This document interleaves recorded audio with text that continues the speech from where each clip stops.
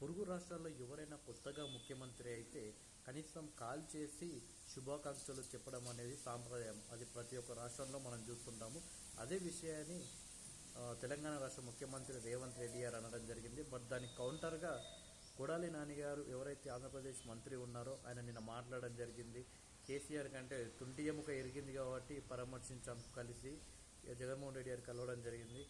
రేవంత్ రెడ్డి గారికి ఏం విరగలేదు కదా వెళ్ళి కలవడానికి అని, అంటే సెట్ అయ్యారో ఏంటో కానీ ఆయన మాట్లాడిన మాటలు మాత్రం తెలంగాణ ప్రజలకు కావచ్చు, ఇటు ఆంధ్రప్రదేశ్ ప్రజలకు కూడా నచ్చడం లేదు. ఎందుకంటే ఒక రాష్ట్ర ముఖ్యమంత్రిని పట్టుకొని అలా అనడం.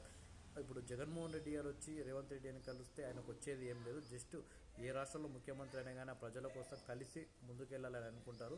అదే విషయాన్ని రేవంత్ రెడ్డి గారు చెప్పారు. రేవంత్ రెడ్డి గారు ప్రజా పోరాటాలతోటి ముఖ్యమంత్రి అయ్యాడు. ఏదో ఓదార్పు యాత్రల ద్వారా సెంటిమెంట్ రాజకీయాలతో కాదు.